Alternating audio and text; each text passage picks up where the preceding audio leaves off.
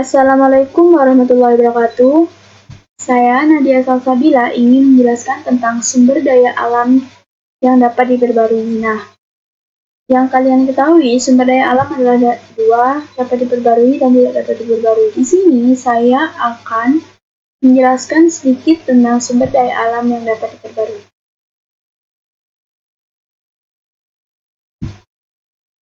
Sumber daya alam yang dapat diperbarui adalah sumber daya alam yang hampir tidak pernah habis. Nah, hal tersebut dapat disebabkan karena adanya siklus pembaruan yang terus terjadi.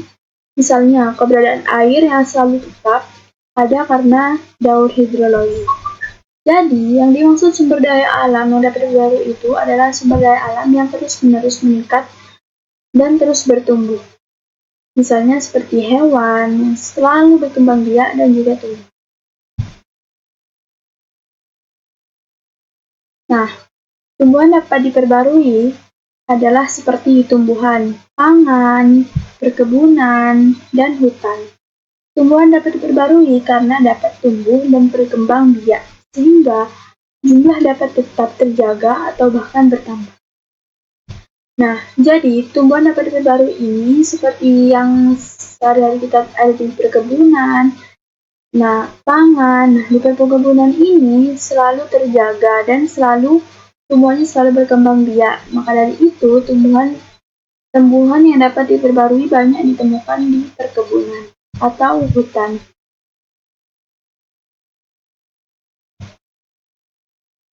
Seperti halnya tumbuhan yang satu ini, tumbuhan kelapa sawit. Kelapa sawit merupakan tumbuhan monokotil yang tidak memiliki akar tunggang. Pedicula bakal akar pada bibit tersebut tumbuh memanjang. Nah, ini adalah contoh gambar kelapa sawit. Pada bibit terus tumbuh memanjang ke arah bawah selama 6 bulan terus-menerus dan panjang akarnya mencapai 15 meter.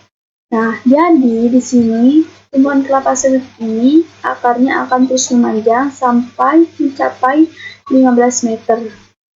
Tanaman kelapa sawit ini umumnya memiliki batang yang tidak bercabang. Jadi, tumbuhan kelapa sawit akarnya memiliki batang yang tunggang atau akar yang tidak bercabang kemana-mana.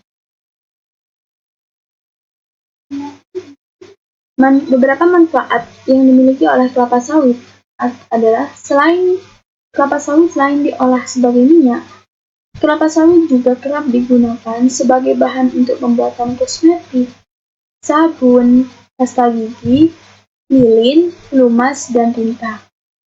Nah, jadi beberapa kosmetik yang sering kita gunakan itu adalah beberapa dari campuran dari kelapa sawit yang sudah diolah menjadi sabun, pasta gigi, atau hal yang lain.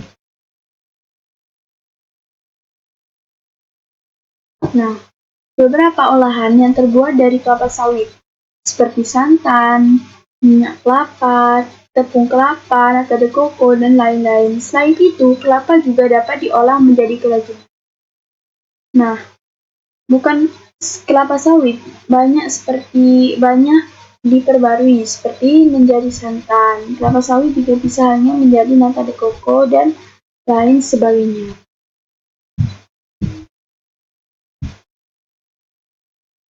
Oke, cukup sekian penjelasan dari saya. Kurang lebihnya mohon maaf. Wassalamualaikum warahmatullahi wabarakatuh.